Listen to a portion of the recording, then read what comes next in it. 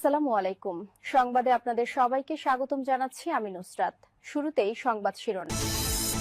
বাংলাদেশের সর্বশেষ গুরুত্বপূর্ণ আপডেট সংবাদে আপনাকে স্বাগত। শুরুতেই সংবাদ শিরোনাম, পরে বিস্তারিত। প্রথমেই জানাবো আমাদের হাতে থাকা সর্বশেষ গুরুত্বপূর্ণ সবথেকে তাজা আপডেট সংবাদ। পটুয়াখালীতে ভোট কেন্দ্রে অগ্নিসংযোগের চেষ্টা।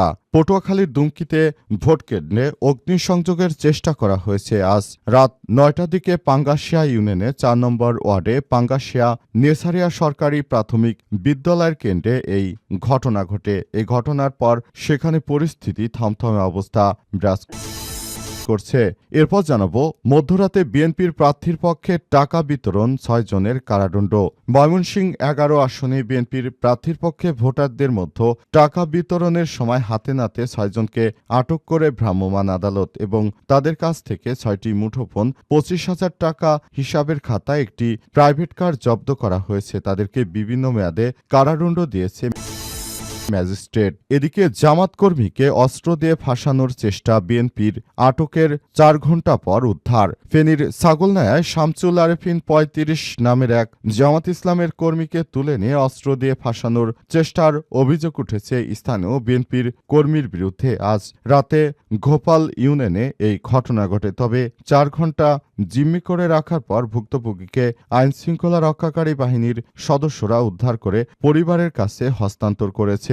বিএনপির চাঁদাবাজ সন্ত্রাসীদেরকে ছাড় দেওয়া হবে না বলে হুঁশিয়ারি দিয়েছে জামাত। এবারে জানাবো ভোট চুরি হতে পারে, ফলাফল না নিয়ে বাসায় ফিরবেন না বললেন ডাক্তার শফিকুর রহমান। আসন্ন জাতীয় সংসদ নির্বাচনে আপনার ভোটটি ডাকাতি হতে পারে, চুরি হতে পারে। চোরেরা বসে রয়েছে কিভাবে ভোট কারচুপি করা যায়, তাই আপনাদের সবার উদ্দেশ্য করে জামাত ইসলামের আমির ডাক্তার শফিকুর রহমান জানিয়েছেন যে আপনারা কেউ ভোট কেন্দ্র থেকে আসবেন না। ভোট কেন্দ্র পাহারা দিন, ভোটের ফলাফল না নিয়ে তারপর আপনারা আসবেন না। যতক্ষণ পর্যন্ত আমরা কেন্দ্র থেকে ঘোষণা না দিব যে আমাদের জয় কিংবা পরাজয় হয়েছে, ততক্ষণ পর্যন্ত কোনো সন্ত্রাসী নাশকতাকারীর কথা আপনারা বিশ্বাস করবেন না। সেজন্য ইতিমধ্যেই জামাতের আমির সবাইকে নিয়ে একটি গুরুত্বপূর্ণ বার্তা দিয়েছে। এ বিষয়ে খুবই গুরুত্বপূর্ণ সংবাদ জানাবো, সঙ্গেই থাকুন। এবং সর্বশেষ জানাবো প্রশাসন, পুলিশ, মিডিয়া, সেনাবাহিনীর উদ্দেশ্যে যা বললেন হাসনাত আব্দুল্লাহ। এনসিপির দক্ষিণাঞ্চলের মুখ্য সংগঠক এবং কুমিল্লা ৪ আসনে জামাতের জোটের প্রার্থী হাসনাত আব্দুল্লাহ বলেছেন, প্রিয় প্রশাসন, প্রিয় পুলিশ, প্রিয় মিডিয়া এবং অত্যন্ত প্রিয় সেনাবাহিনীর ভাইয়েরা, আপনারা যারা আছেন, আপনাদের প্রতি অনুরোধ থাকবে আপনারা এবার নিরপেক্ষ ভূমিকা পালন করুন। ১২ তারিখ শুধু যে ভোটারদের পরীক্ষার বিষয়টা এমন নয়, এই প্রতিষ্ঠানগুলোর জন্য পরীক্ষা, আপনাদেরও পরীক্ষা। আপনারা মানুষের কতটা আস্থা অর্জন করেছেন সেটারও পরীক্ষা। সেজন্য আমরা প্রত্যাশা করি আপনারা গণবিরোধী কোনো সিদ্ধান্ত নেবেন না বলে সেনাবাহিনীর উদ্দেশ্যে এমন কথা বলেছেন হাসনাত আব্দুল্লাহ। তিনি বলেন, দীর্ঘ ১৭ বছর ধরে আপনারা দেখেছেন যে দেশে কত বড় জালিম সরকার ছিল। এই জালিম সরকারকে রক্ত দিয়ে হটিয়েছি। আবার আপনারা যদি নতুন করে আবার আরেক জালিমকে বসার সুযোগ করে দিন, বাংলাদেশটাকে এগিয়ে নিতে হবে, সেটি অবশ্যই আপনাদেরকে মাথায় রাখতে হবে প্রিয় ভাইরা।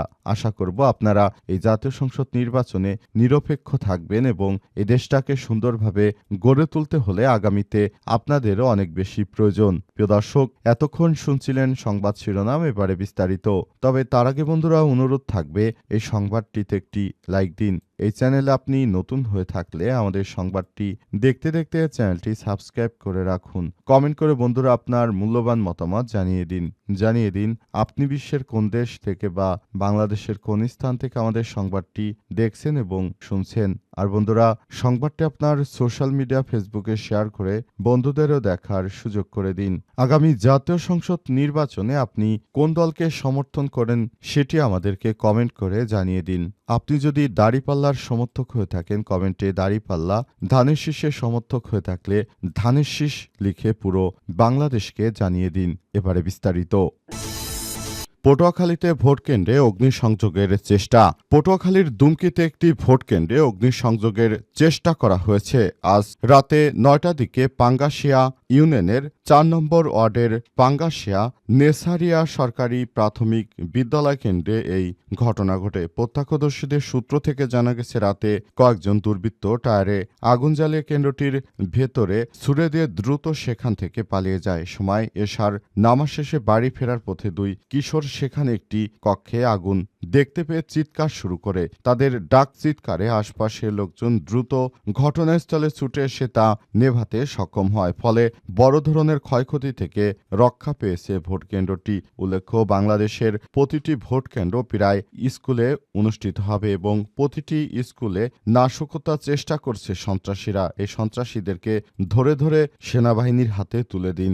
অন্তর্বর্তীকালীন সরকারের প্রধান উপদেষ্টা জানিয়েছে, কোনো নাশকতা চলতে দেওয়া হবে না।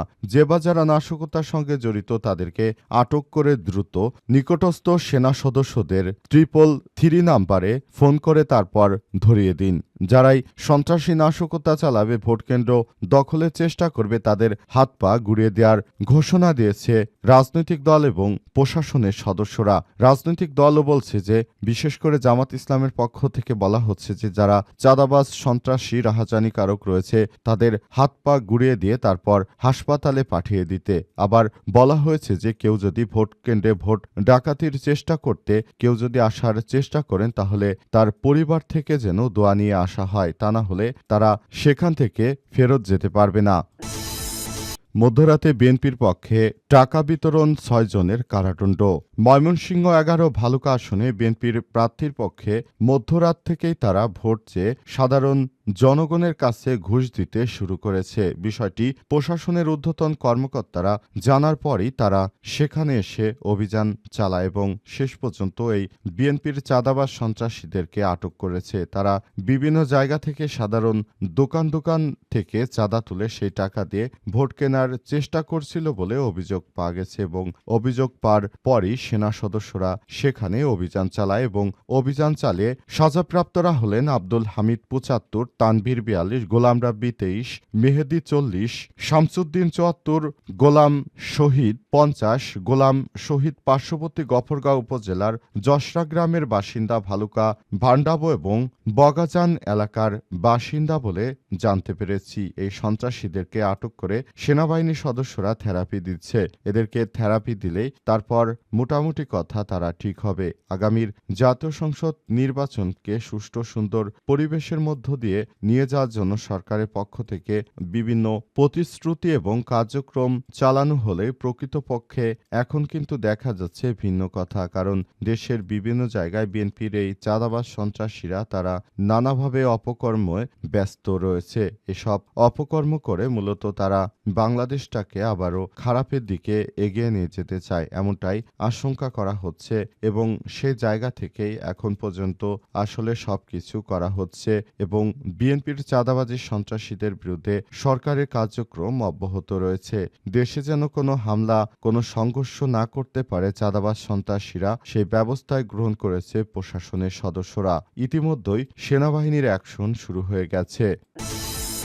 জামাতের কর্মীকে অস্ত্র দিয়ে ফাঁসানোর চেষ্টা, আটকের ৪ ঘণ্টা পর উদ্ধার। ফেনীর ছাগলনাইয়ায় শামসুল আরেফিন ৩৫ নামের এক জামাতের কর্মীকে তুলে নিয়ে অস্ত্র দিয়ে ফাঁসানোর চেষ্টার অভিযোগ উঠেছে স্থানীয় বিএনপির সন্ত্রাসী নেতাকর্মীদের বিরুদ্ধে।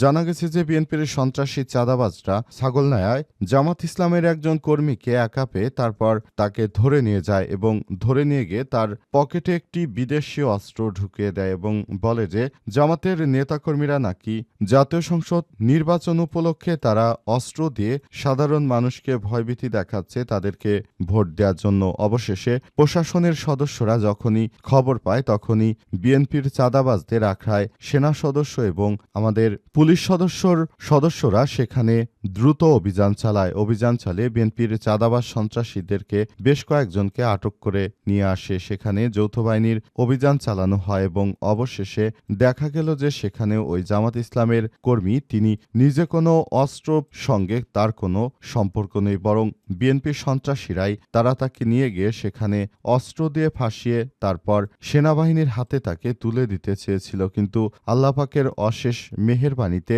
উক্ত জামাত ইসলামের কর্মী অবশেষে মুক্তি পেয়েছেন। ঘটনাটি ফেনীর ছাগলনাইয়া ঘটেছে এবং এই ঘটনার পর জামাত ইসলামের নেতাকর্মীদেরকে আরও বেশি সতর্ক থাকার জন্য জামাতের পক্ষ থেকে নির্দেশনা দেওয়া হচ্ছে এবং বলা হচ্ছে যে আগামীর জাতীয় সংসদ নির্বাচন পর্যন্ত সবাইকে ধৈর্য ধরে অপেক্ষা করতে হবে, কারণ জয় আমাদেরই হবে। সবাইকে ধৈর্য ধরে তারপর অপেক্ষা করতে হবে, এমনটাই জানানো হয়েছে।